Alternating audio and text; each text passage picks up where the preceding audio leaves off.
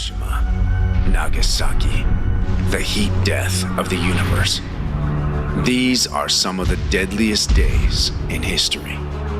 But none of them compare to the most deadliest day, January 6, 2021.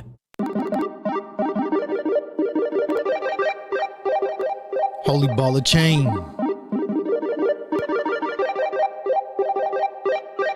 Welcome to the Manwich Show.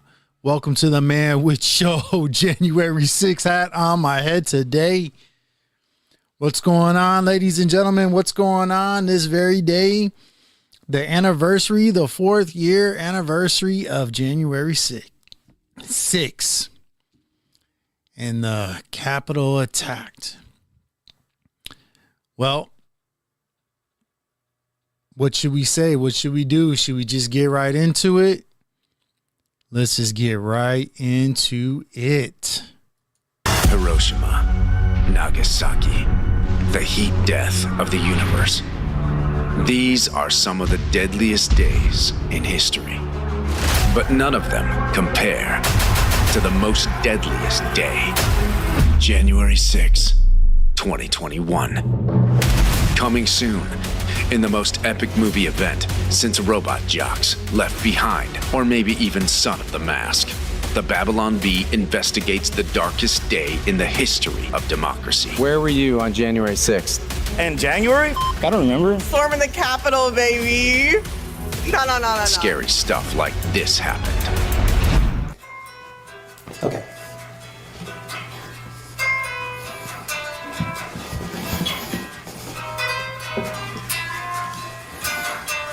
So on a scale of 9 to 10, how terrifying was what you just witnessed? 3? I don't know. We go on location. We bring you 100% true facts. Representative Alexandria Ocasio-Cortez was murdered over 7 times. We ask the tough questions. Is it true that you have a Jewish space laser? This is incredibly boring. Could you explain it to me using Marvel characters? We even go face to face with the scariest criminals you'll ever meet. Are you the dangerous insurrection man? Who's asking? We're into the lair of darkness I go. Darkness because he's a Republican, not because he's, Shame! That was racist. Just kidding. Shame! This fall, the only way you can save democracy is by becoming a member of the Babylon Bee, so you can see January 6th, the most deadliest day. Where were you on January 6th? I was in that mob that was going into the Capitol. You're going to jail, lady. You're going to jail.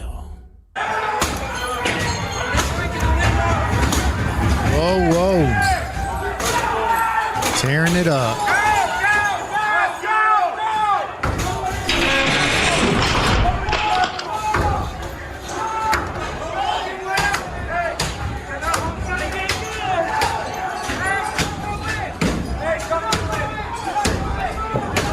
That's wild.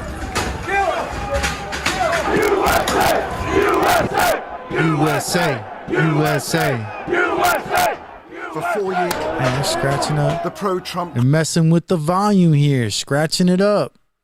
crowd fought with the police of reversing America's election outcome.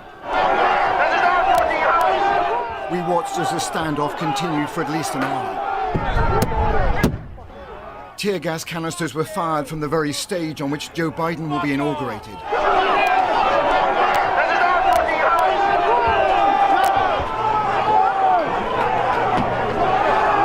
But for Capitol Hill police officers, this was a losing battle. As they stormed the building, through broken windows and doors they had forced open.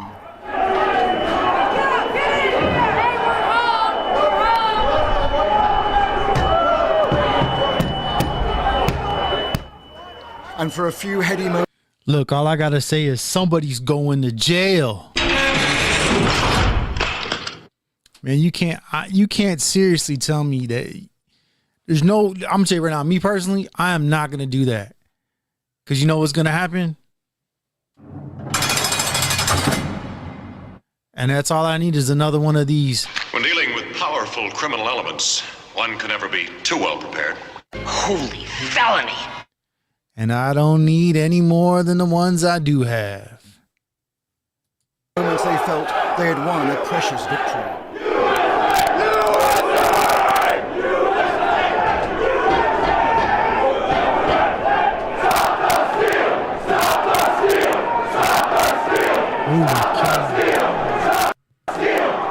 Because they work for us. They don't get to steal it from us. They don't get to tell us we didn't see what we saw. The government did this to us. We were normal, good, law-abiding citizens, and you guys did this to us. We want our country back. We are protesting for our freedom right now. That's the difference. What's the purpose of storming Congress? How do I know that? This is our country. This is our house. That's it. This is our house. This is our country. This is our country. Entered the Speaker's office itself. Although Nancy Pelosi and other lawmakers had already... Here you go, brother. As we filmed, protesters tore down Pelosi's nameplate. Tomorrow marks 4 years since the January 6th attack on the U.S. Capitol, a day that shook this city and the nation. A mob of then-President Trump's supporters smashed their way into the Capitol, falsely believing that the 2020 election had been stolen. A bipartisan Senate report later found that at least 7 people lost their lives in connection with the attack. Now, years later, the legacy of that day and what it means to our country remains a bitter partisan divide. Joining us to discuss the January 6th attack are 2 journalists who were there that day and have been covering its impacts ever since. Tom Bowman is NPR's Pentagon correspondent, and producer and reporter Lauren Hodges is with All Things Considered. Welcome to you both. These better not be any liberals. Thank you for being here. Thank you. You were both there 4 years ago, and I just wonder now, 4 years later, how that day stands out to you. Well, I remember covering Trump's speech. I was there above the Washington Monument, that area, in the sea of people. And then I walked down and started interviewing people, and everyone was respectful. And then I started walking down Pennsylvania Ave, and I tell people it was a festive atmosphere, which sounds strange. You know, people were laughing, joking, waving to each other. Eating hot dogs. And then as I got closer to the Capitol, it was like a storm was coming in. There was this sense of anger and bad energy. And hit the fan. At that moment, Lauren called me. She was up in the Capitol in the middle of a mob. I was there with our then extremism correspondent, Hannah Lamb, and pretty much as soon as we got to the Capitol grounds, there was kind of this hunger for violence. People were really ready to start something. You could sense that. Oh, they were speaking about it. They had an eagerness to see some violence or participate in it. In the last 4 years, we have been going through this process of trying to... Sounds liberal. Define and redefine what that day was all about. And there's been an enormous amount of revisionist history going on about that. What is your sense of what is driving that? Initially, everyone agreed, Democrats, Republicans, everyone, this was a bad thing. This was an insurrection. And some Republican leaders put the blame on Donald Trump, said, you instigated this. You started this insurrection. And almost immediately, the revision started. Well, they weren't Trump supporters. It was Antifa. It was Antifa, Black Lives Matter. You know, FBI agents were up there instigating the crowd. That was when the narrative started to change. And it really started with Fox News. Well, and then the FBI element, once the FBI actually started making arrests, that was when it became unavoidable who was there. It was Trump supporters. So then a new narrative shift started where it was, well, these were Trump supporters, but they were patriots, and they didn't do anything wrong. They were just caught up in a crowd. It was a bunch of good people having a bad day. And again, Donald Trump still calls them patriots, and it looks like he's going to pardon quite a few of them. Those who didn't get involved in violence, they're going to get pardoned.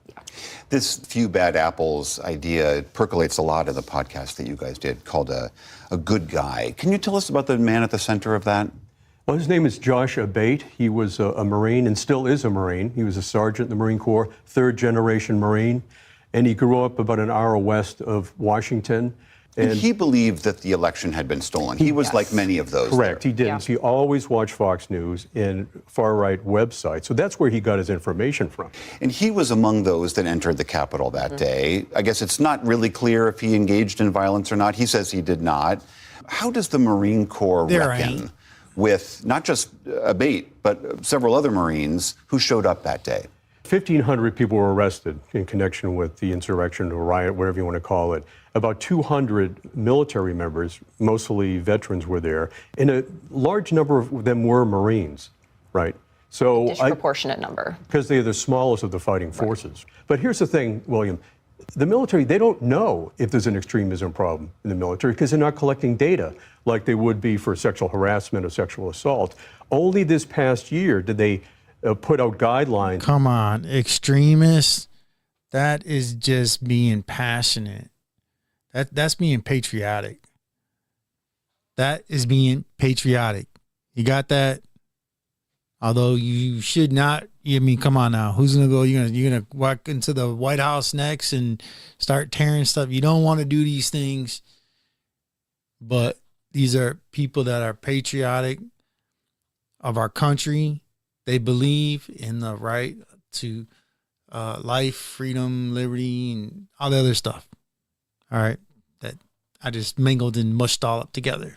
But either way, these are people that they believe in the Constitution. They believe in the Constitution of this nation, and they want the best for America. So to label one an extremist because of their patriotism towards their country is a stretch. It's a stretch on this man's behalf. Like he should reevaluate his evaluation of these men and women that were there that day. What's prohibited behavior? Overthrowing the government is one of them. And now all the services are supposed to collect data to make sure that they do have a handle on whether there's a problem or not. Those big brother. I think a lot of that's going to be brushed aside under the next administration. And the reason we think that is because there's a lot of verbal condemnation right away, like this, zero tolerance. We condemn this. These are not good Marines. But then when it came to action, when it came time for them to enact real consequences, nothing really happened. So the words didn't really match the actions when it came to how they were reconciling with so many of their people out there that day. Yeah, what's interesting about our podcast is there were 3 Marines, Josh and his 2 buddies from Quantico, the Marine base down there. So they were all charged with misdemeanors. They all did community service, 279 hours of community service, 1 hour for every Marine casualty in the Civil War, which is fascinating to me. But in all 3 cases, after they were convicted, the Marine Corps panels decided to keep them in the Marine Corps. Yeah. And Josh, to this day, is still a Marine. And the Secretary of the Navy, Carlos Del Toro, has yet to decide whether to keep him in or not. The other 2, one was kicked out by a general at Camp Pendleton, California. The other ran out as enlistment. So Josh, of the 3, he's the only one left. Really tremendous piece of reporting. The podcast is called A Good Guy. Tom Bowman, Lauren Hodges, thank you so much. A good guy and a bad podcast.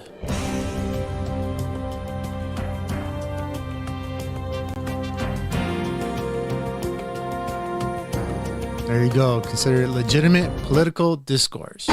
Today, fencing and barriers around the U.S. Capitol, 4 years after a mob of pro-Trump forces attacked it, stopping the counting of Electoral College votes and delaying the certification of Joe Biden's victory. The eyes of the world will be on the United States Capitol to see what happens here on January 6th. This time, a clear perimeter established around the Capitol complex, police shutting down multiple streets for tomorrow's midday proceedings, where Vice President Kamala Harris will oversee the counting of President-elect Trump's 312 Electoral College votes and her own defeat. Unlike in 2021, when prominent Republicans objected to the results, tomorrow There will be no election denying on the part of the Democratic caucus. Well, this is very exciting. This weekend, Trump on stage at Mar-a-Lago still admonishing his former Vice President Mike Pence for not rejecting Electoral College votes 4 years ago. Those votes could have been sent back as they should have been able to. Trump speaking at an event Saturday night that included some of his most prominent backers in those efforts to overturn the 2020 election. Those allies. And if that election had been overturned right now, we wouldn't be looking at, there's a good chance that is, that we wouldn't have been looking at a war between Russia and Ukraine and America being drawn into it in regards to this proxy war that's going on there. So I agree with Trump right there that Pence, that there are so many votes that were brought in. Let's say you have a county and there's 100,000 people, there would be 150,000 votes.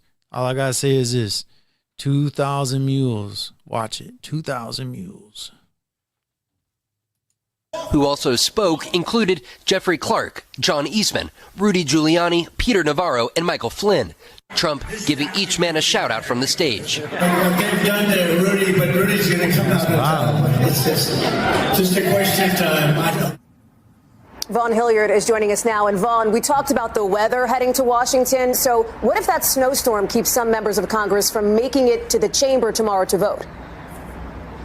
Right, Hallie, there is a very minimal chance of impact on this process unless half of Congress is not able to make it in. And even then, there is no apparent widespread plan among Democrats to object to these results. Hallie? Thanks for watching. Stay updated about breaking news and top stories on the NBC News app or follow us on social media. Will do.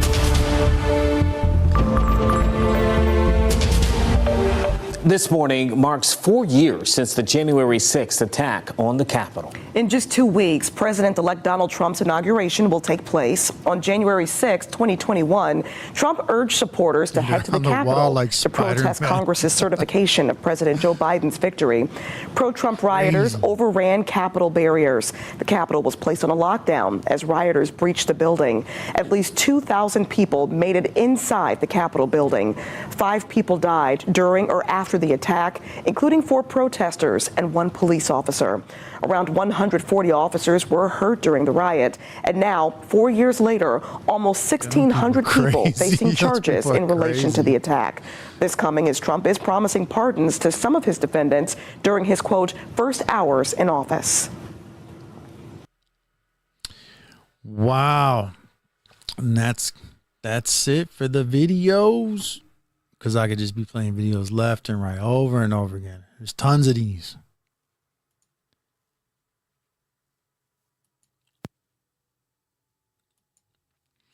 So there you have it. January 6th revisited.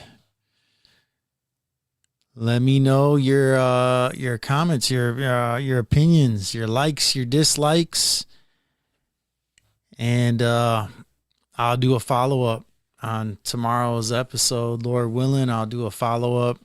I seen some comments left yesterday and into today. I'm not going to get to those today. I'm not going to get to them right now because I'm going to wrap this up. This is part of my live that I recreate into videos and post on Spotify, YouTube, Rumble, and various other platforms that the Manwich Show is on. Having said that, you all have a good night. Stay safe. Don't go out there rioting and tearing stuff up. Leave it be. And instead, take your battle to the voting booths. With that, good night, everybody. God bless America. So goodbye for us. You have to say it, baby. And us in Texas, you want